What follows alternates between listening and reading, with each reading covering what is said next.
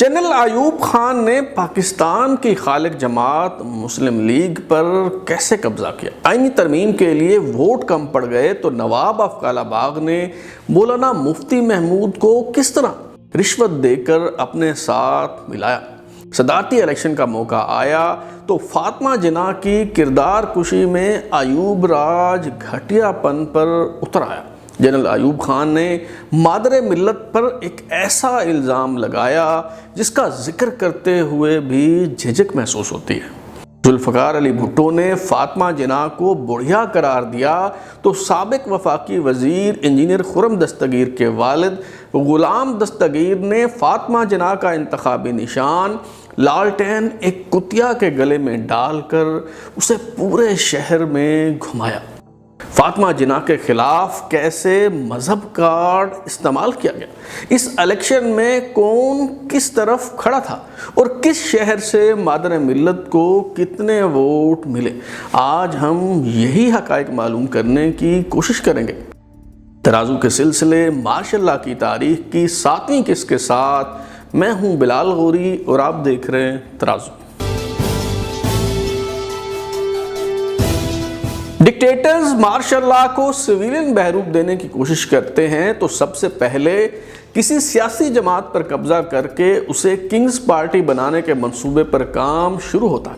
General Ayub Khan نے بھی یہی سب کیا اور مسلم لیگ کا مورچہ فتح کرنے کا آغاز ہو گیا۔ قدرت اللہ شہاب نامہ کے صفحہ نمبر 604 اور 605 پر لکھتے ہیں کہ انہوں نے یعنی ایوب خان نے بعض سیٹ صاحبان سے چندہ جمع کر کے ایک اچھی خاصی رقم مسٹر اے کے کریم فضل القادر چودھری کے حوالے کی۔ مشرقی پاکستان کے یہ صاحب پرانے مسلم لیگی تھے، پہلے صدر ایوب خان کی کابینہ میں وزیر تھے، بعد ازاں قومی اسمبلی کے سپیکر رہے۔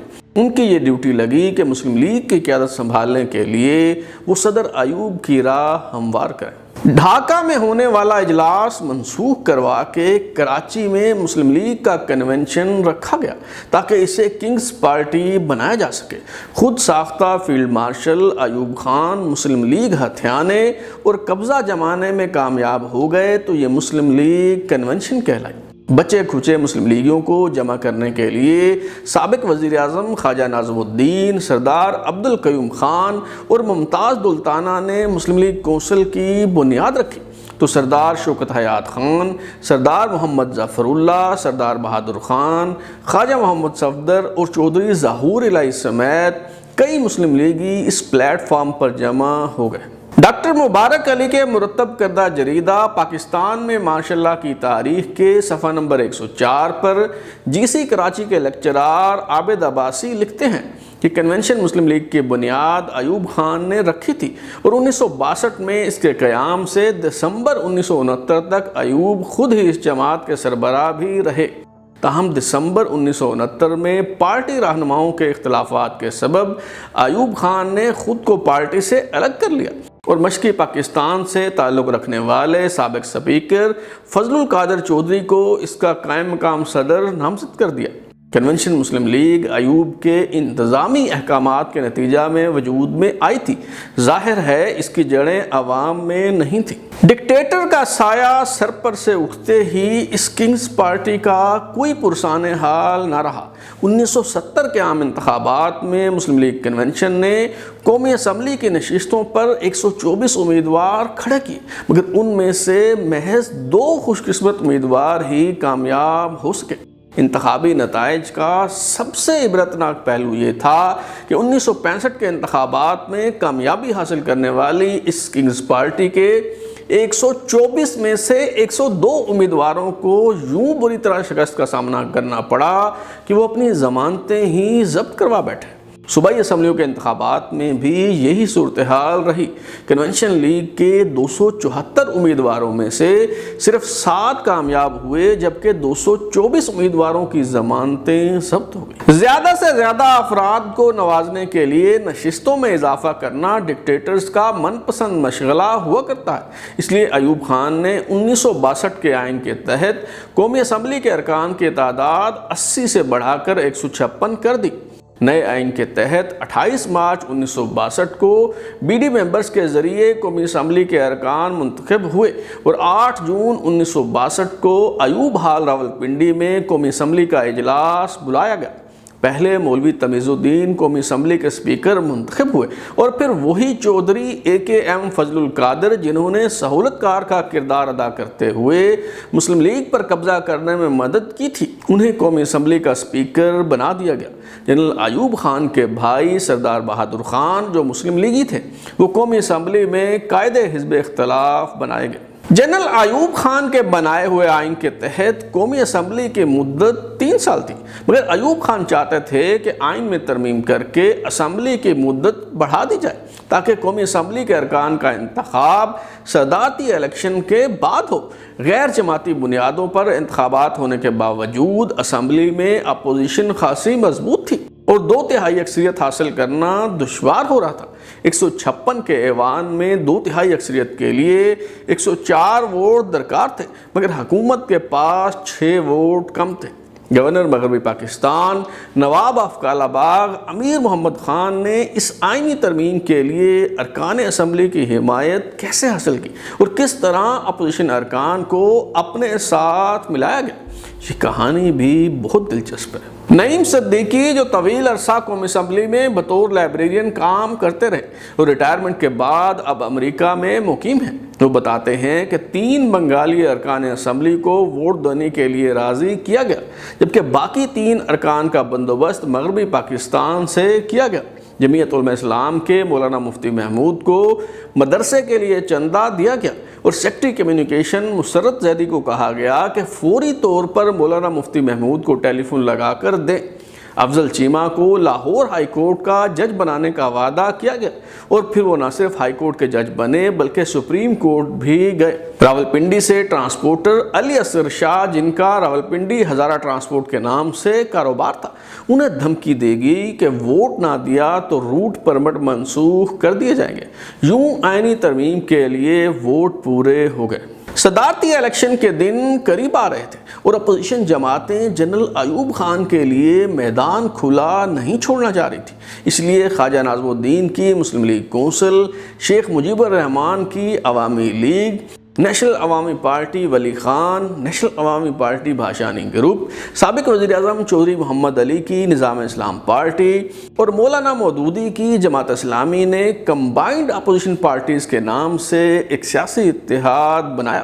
ایوب خان کے مقابلے میں صدارتی امیدوار کے طور پر خواجہ ناظم الدین، چودھری محمد علی اور جنرل اعظم خان کے نام زیر غور آئے، مگر کسی پر اتفاق نہ ہو سکا۔ ایوب خان اپنی خود نوشت فرینڈز ناٹ ماسٹرز میں کہتے ہیں کہ COP کا مطلب ہے کلٹ آف پاور، یعنی مسلک اقتدار۔ ان میں ہوا سے اقتدار کے علاوہ کوئی قدر مشترک نہ تھی۔ ان کی کیفیت ان بہت سی جنگلی بلیوں کی سی تھی جن کی دمیں ایک دوسرے کے ساتھ باندھ دی گئی تھی۔ کمبائنڈ اپوزیشن پارٹیز نے فاطمہ جناح کو صدارتی امیدوار نامزد کر کے ایوب خان کو ششدر کر دیا۔ 17 ستمبر 1964 کو محترمہ فاطمہ جناح نے اپوزیشن کے متفقہ امیدوار کی حیثیت سے الیکشن لڑنے پر آمادگی ظاہر کی اور 18 ستمبر کو راولپنڈی کے جلسہ عام سے انتخابی مہم کا آغاز ہو گیا۔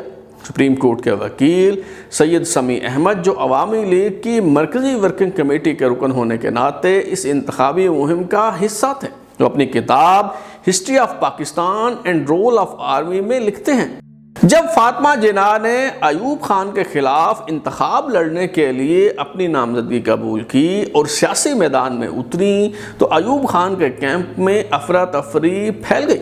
دونوں صوبوں کے گورنروں یعنی عبد المنعم خان اور نواب آف کالا باغ جو اپنے اپنے صوبے پر آئینی ہاتھوں سے حکمرانی کر رہے تھے ہکا بکا رہ گئے۔ انہیں سمجھ نہیں آ رہا تھا کہ کیا کریں اور اس صورتحال کا مقابلہ کیسے کریں۔ ایوب راج نے محترمہ فاطمہ جناح کا راستہ روکنے کے لیے ڈھٹائی اور بے شرمی کی سب حدیں عبور کرنے کا فیصلہ کر لیا تھا۔ مولانا بھاشانی کی وفاداریاں خرید لی گئی، مگر شیخ مجیب الرحمان ڈٹ کر فاطمہ جناح کے ساتھ کھڑے رہے اور مشرقی پاکستان میں مادر ملت کو خوب پذیرائی ملی۔ جنرل ایوب خان کو اور کچھ نہ سوجھی تو فاطمہ جناح کے خلاف مذہب کارڈ استعمال کرنے کا فیصلہ کر لیا اور سرکاری سطح پر یہ پروپیگنڈا کیا جانے لگا کہ اسلام میں عورت کی حکمرانی جائز نہیں۔ ایوب خان نے advisory council of Islamic ideology کی بنیاد رکھی، جو آگے چل کر کونسل آف اسلامک آئیڈیالوجی یعنی اسلامی نظریاتی کونسل بنی۔ فاطمہ جناح کے خلاف اس ادارے کو استعمال کرنے کا وقت آن پہنچا تھا۔ مشتاق احمد اپنی تصنیف government and politics in Pakistan میں بیان کرتے ہیں کہ فاطمہ جناح کو ریاست کا سربراہ بننے سے روکنے کے لیے فتویٰ حاصل کرنے کا فیصلہ کیا گیا۔ لاہور میں ایک کانفرنس منعقد ہوئی جس میں اسلامی نظریاتی کونسل کے رکن مولانا عبدالحمید بدیونی کی موجودگی میں 650 علماء نے فتویٰ دیا کہ سربراہ ریاست کا منصب کسی خاتون کے حوالے کرنا غیر اسلامی اور حرام ہی نہیں بلکہ ملک اور قوم کے لیے تباہ کن ہوگا۔ گورنر مشرقی پاکستان عبد المنعم خان نے بھی اس سرکاری پراپیگنڈے کو پھیلانے میں اہم کردار ادا کیا۔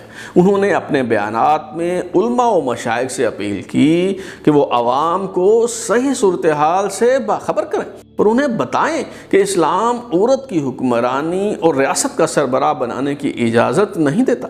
جماعت اسلامی کے بانی سید ابوالعلا مودودی نے اس سرکاری پراپیگنڈے کا توڑ کرتے ہوئے فتویٰ دیا کہ خاتون سربراہ ریاست بن سکتی ہے اور اسلام میں اس حوالے سے کوئی قدغن موجود نہیں۔ اس جوابی فتوے پر درباری ملا سرگرم ہو گئے اور مولانا مودودی کے خلاف زہریلا پروپیگنڈا کیا جانے لگا۔ ہربرٹ فیلڈمین اپنی کتاب from crisis to crisis Pakistan 1962 to 1969 میں انکشاف کرتے ہیں کہ فاطمہ جناح کے خلاف پروپیگنڈے کے لیے پیر صاحب دیول شریف کی قیادت میں جمعیت المشائخ تشکیل دی گئی، جس نے نہ صرف یہ فتویٰ دیا کہ عورت اسلامی ریاست کی سربراہ نہیں بن سکتی، بلکہ پیر آف دیول شریف نے کہا کہ روحانی طور پر انہیں کشف ہوا ہے، اور قادر مطلق نے ایوب خان کے لیے پسندیدگی جبکہ کمبائنڈ اپوزیشن پارٹیز کے لیے ناپسندیدگی کا اظہار کیا ہے۔ ماں سوائے جماعت اسلامی کے بیشتر مذہبی جماعتوں نے یا تو ڈنکے کی چوٹ پر ایوب خان کی حمایت کی یا پھر درپردہ فاطمہ جناح کی مخالفت کی۔ جمعیت علماء اسلام کے سربراہ مولانا مفتی محمود، جو اس سے پہلے آئینی ترمیم کے وقت ایوب خان کے حق میں ووٹ دے چکے تھے، وہ بھی یہی سمجھتے تھے کہ عورت سربراہ ریاست نہیں ہو سکتی۔ جمعیت علماء پاکستان، جس کے سربراہ مولانا عبدالحمید بدیونی کو ایوب راج کے دوران اسلامی نظریاتی کونسل کا رکن بنایا گیا، انہوں نے بھی ایوب خان کی بھرپور حمایت کی۔ ایوب خان کی ٹیم میں شامل سیاسی رہنماؤں نے بھی محترمہ فاطمہ جناح کی کردار کشی کی۔ ذوالفقار علی بھٹو نے تو فاطمہ جناح کو بڈھی قرار دے دیا۔ سردار شیرباز خان مزاری، جو فاطمہ جناح کے پولنگ ایجنٹ تھے، بھٹو نے انہیں قائل کرنے اور اپنے ساتھ ملانے کی کوشش کی۔ شیرباز مزاری اپنی سوانح حیات اے جرنی ٹو ڈس ایلیونمنٹ کے صفحہ نمبر 119 پر لکھتے ہیں کہ بھٹو نے مس فاطمہ جناح کو مضحکہ خیز انداز میں بڈھی قرار دیتے ہوئے اصرار جاری رکھا۔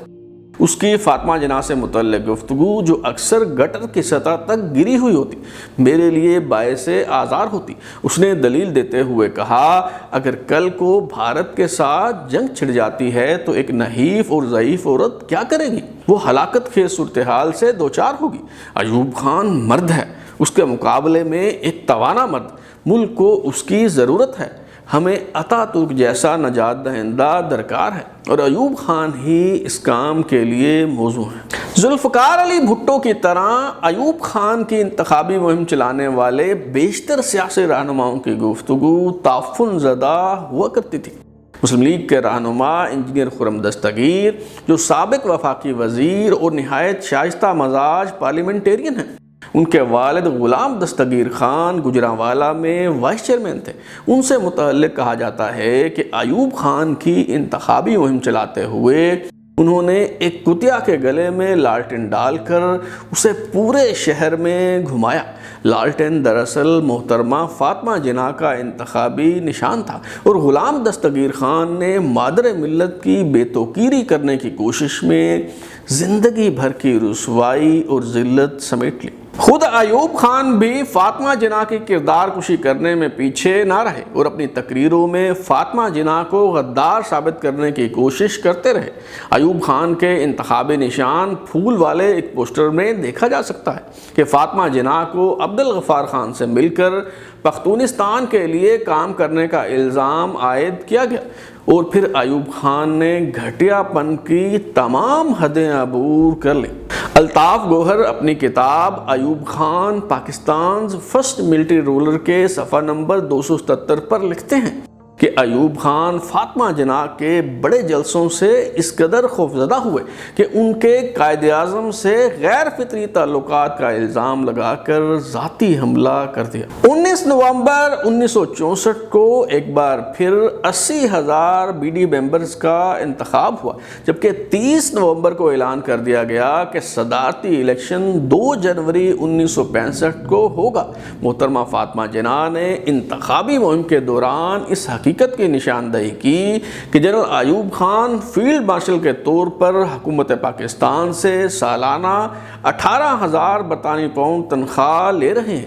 ایک سرکاری ملازم کس طرح صدارتی الیکشن لڑ سکتا ہے؟ وزارت دفاع نے فوری طور پر ایوب خان کی ریٹائرمنٹ کا نوٹیفیکیشن جاری کر دیا، مگر ایک بار پھر اپوزیشن جماعتوں نے یہ موقف اختیار کیا کہ فیلڈ مارشل تو کبھی ریٹائر نہیں ہوتا۔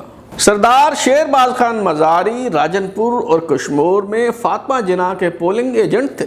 وہ اپنی کتاب اے جرنی ٹو ڈس الینمنٹ میں لکھتے ہیں کہ الیکشن کے دن میں ایک پولنگ بوتھ پہنچا تو وہاں دیوار پر جنرل ایوب خان کی بڑی سی تصویر آویزاں تھی۔ میں نے پریزائڈنگ افسر کے فرائض سر انجام دینے والے اسسٹنٹ کمشنر کو کہا کہ یا تو یہ تصویر یہاں سے ہٹائیں یا پھر اس کے ساتھ اتنی ہی بڑی تصویر فاطمہ جناح کی لگائیں۔ پریزائڈنگ افسر نہ مانا اور کہا کہ ایوب خان صدر ہیں، اس لیے ان کی تصویر لگانے میں کوئی حرج نہیں۔ میں ڈٹ گیا اور کہا کہ اس وقت ایوب خان صدر نہیں بلکہ فاطمہ جناح کی طرح صدارتی امیدوار ہیں، اور پھر اس دوران ان کے ایک کارکن نے لپک کر ایوب خان کی تصویر نہ صرف اتار دی بلکہ اسے پھاڑ کر پھینک دیا۔ اس خبر نے بہت اہمیت حاصل کی۔ نواب افضل آباد خاصے برہم ہوئے اور میرے خلاف غداری اور ریاست مخالف سرگرمیوں میں ملوث ہونے کے چارجز لگا دی گئے۔ انتخابی نتائج آنا شروع ہوئے تو ڈھاکہ سے فاطمہ جناح کو ایوب خان پر سبقت حاصل ہوئی۔ دوسرا نتیجہ کراچی کا آیا جہاں سے ایوب خان کو شکست ہوئی اور فاطمہ جناح کامیاب رہی، مگر اس کے بعد بازی پلٹ گئی، یا پھر یوں کہیے کہ پلٹا دی گئی۔ موجودہ خیبر پختونخوا اور پنجاب سے ایوب خان بہت زیادہ ووٹ لے کر کامیاب ہوئے۔ بالاکنڈ ایجنسی سے ایوب خان کو 1431 ووٹ ملے جبکہ فاطمہ جناح کو صرف 2۔ خیبر ایجنسی سے ایوب خان نے 251 ووٹ حاصل کیے جبکہ فاطمہ جناح کے صرف 14 ووٹ نکلے۔ محمد ایجنسی میں پھول کے انتخابی نشان پر 254 ٹھپے لگے جبکہ 11 بی ڈی ممبرز نے لالٹین کے انتخابی نشان پر مہر لگائی۔ شمالی وزیرستان، منگورا، سوات، سبی، چاغی اور لاہور سے فاطمہ جناح کو ایک ووٹ بھی نہ مل سکا۔ مجموعی طور پر 80,000 ووٹوں میں سے ایوب خان کے حق میں 49,951 ووٹ پڑے جبکہ فاطمہ جناح کو 38,691 ووٹ ملے۔ جنرل ایوب خان رات 10 بجے ریڈیو پاکستان پر آئے اور اپنی فتح کا اعلان کر دیا۔ ڈھاکہ اور چٹاگان سے ایوب خان کو شکست ہوئی۔ وہی بنگالی جنہوں نے فاطمہ جناح کو سر آنکھوں پر بٹھایا، انہیں مادر ملت کی طرح غدار قرار دیا گیا۔ شیخ مجیب الرحمان کو اگرتلہ سازش کیس میں گرفتار کر لیا گیا۔ کراچی کی اردو سپیکنگ کمیونٹی جس نے قائد اعظم کی ہمشیرہ کا ساتھ دیا، ان کی وفاداریاں آج بھی مشکوک سمجھی جاتی ہیں۔ شیر باز خان مزاری اپنی خود نوشت اے جرنی ٹو ڈس الینمنٹ میں لکھتے ہیں کہ الیکشن کے چند ماہ بعد میں فاطمہ جناح سے ملنے کے لیے ان کی رہائش گاہ مہتا پیلس کراچی گیا۔ مجھے یاد ہے دوران ملاقات ان کی گود میں ایک چھوٹا سا کتا موجود رہا۔ وہاں 3 مزید کتے بھی ہمارے ارد گرد گھوم رہے تھے اور ایک دوسرے پر بھونک رہے تھے۔ انہوں نے ازراہ تشویش مجھ سے پوچھا، کتوں کی موجودگی سے آپ کو کوئی مسئلہ تو نہیں؟ میں نے مس فاطمہ جناح کو بتانے کی کوشش کی کہ کس طرح حکومت نے الیکشن ان سے ہتھیا لیا۔ انہوں نے یہ سب عذر تسلیم کرنے سے انکار کر دیا اور کہنے لگیں اگر لوگ پرعزم ہوتے تو قطع نظر اس بات کے کہ انہیں کس قدر مشکلات کا سامنا تھا مجھے ووٹ ڈالتے۔ محترمہ فاطمہ جناح صدارتی الیکشن میں شکست پر اس قدر دل برداشتہ ہوئیں کہ 2 سال سے بھی کم عرصہ میں 9 جولائی 1967 کو انتقال کر گئی۔ فاطمہ جناح کی اچانک موت پر ان خدشات کا اظہار بھی کیا گیا کہ شاید انہیں قتل کیا گیا ہے۔ جنرل ایوب خان نے اپنی کتاب diaries and notes of field marshal کے صفحہ نمبر 114 پر اعتراف کیا ہے کہ انہوں نے فاطمہ جناح کے نماز جنازہ میں شرکت نہ کی۔ مارشاء اللہ کی تاریخ اور ایوب راج کی کہانی بیان کرنے کا یہ سلسلہ جاری ہے۔ آئندہ ایک ساتھ میں ہم ایوب خان کے مارشاء اللہ کے دوران کی گئی نام نہاد اصلاحات اور ان کے اثرات کے حوالے سے بات کریں گے۔ اگر آپ اپنی رائے دینا چاہتے ہیں یا پھر کوئی تجویز تو ہمارا واٹس ایپ نمبر 033284105337 دستیاب ہے۔ اپنا فیڈ بیک دیں، لائک کریں، سبسکرائب کرنے کے بعد بیل آئکن یعنی گھنٹی دبائیں اور دیکھتے رہیں ہمارا چینل ترازو۔